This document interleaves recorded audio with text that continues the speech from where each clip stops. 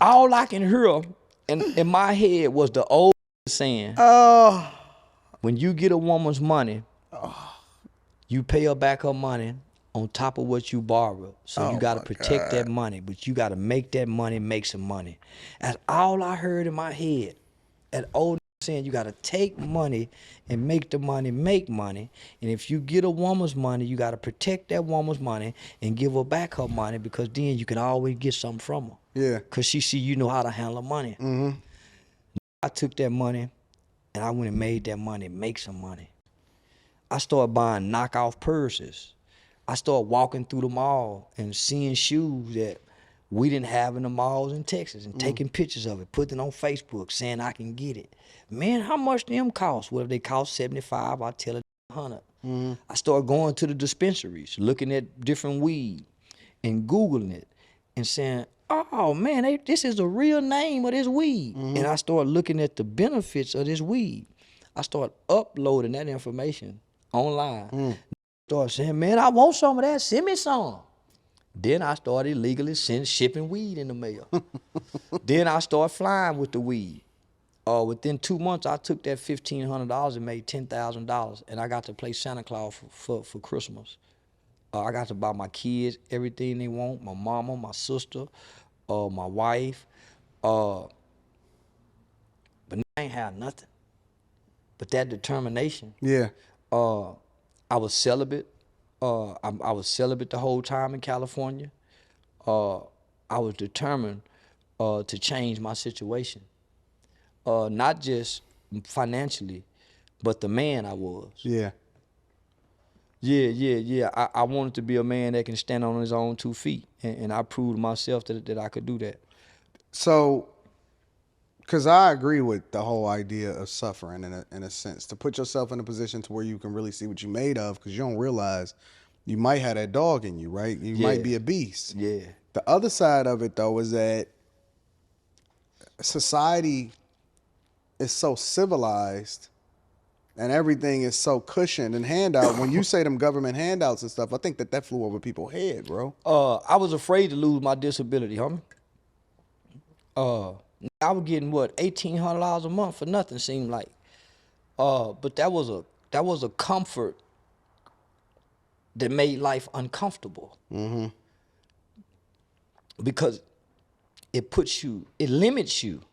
If the government gives you anything, they put in the box with a limit. Yeah. And if you supersede this limit, your security becomes at risk.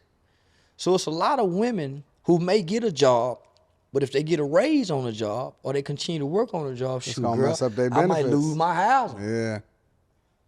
And that be a fear, because now you have to rely on you. Yeah. So I end up owning disability because of that. I end up owning them people. So when I came back from California, all my benefits gone. Because I made some good money out there. So now I owe these people. So we ain't getting you nothing now. We taking. So now, do you live off your wife? Mm-hmm. Nah, homie, I ain't the kind of homie. I don't use women. My mother instilled that in us. I ain't for to ask no woman for nothing too much. If you can't see I'm in need, if I got to ask, I feel horrible. I ain't ask motherfucker for nothing. I don't borrow money. I try to figure out how to get it. One of the most shameful things in life, homie, is saying, man, can I have? And somebody saying, nope. That's true. You giving them a hell of a motherfucking story that you think means something to you, and you think or perceive they got it, and that's a horrible feeling. Yeah. So I try not to keep myself in those compromised situations. Man, I sold barbecue at the Classy Lady, and snuck and sold X pills up under the barbecue. Yeah. I was selling X pills right up under the police nose and everything. But I was taking that money and it was funding what I was doing in the community. Yeah. We sold weed. Taking that money and putting it back into the community. A real life Robin Hood. And I sold barbecue, homie, and I gave most of it away. I sold barbecue at 1 o'clock at night. So the old women who were walking home, baby, I just got $2. They got $20 plates. I didn't even know how to sell barbecue, homie. I was giving it away. I was going to the butcher shop, seeing how much that mother brisket would cost, and saying, God, we cheating ourselves. Yeah. I didn't know how to measure beef. I've been myself this whole time, homie, helping my people. I was supposed to be rich, but I never knew how to charge for what I do. That's the same story about the content creation when you said that you ain't know how to charge. I don't, homie. Man, somebody called the other day. Hey, man, how much it cost to book you here? I said, $10,000. He said, well, I want to give you 30. I said, well, what's stopping you? No, man, I didn't know, homie. I don't know. I had to tell him, man, I don't know what to charge. He said, man, you worth way more than what you saying. So, man, he booked me for $30,000 instead of $10,000. That's a bet. That's the move. Yeah, he booked me for $30,000 instead of $10,000. Well, in my mind, homie, how do you measure?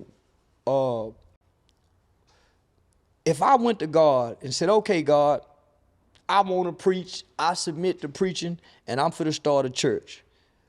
What I look like when I start the church, say y'all, give me some tithe money. God, I went to him and said, this is what I'm finna do. Yeah. Why am I looking for y'all to give me something to do what I went to God and say, God, this is what I'm gonna do? Yeah, that's true. Man, God, you know I'm doing this, man. God. I ain't bothering y'all about nothing. I'm saying, God, if you know, so what people see now, man, this is the rewards. When I didn't know what to charge, I did it for 10 years, homie. I never got angry. I never said, hey, man, y'all owe me. It was out of complete obedience. Or even the days I ain't feel like doing it. It was out of obedience. Sometimes I felt like a fool. Not knowing that struggle and those trials and tribulation, and still chose to do right.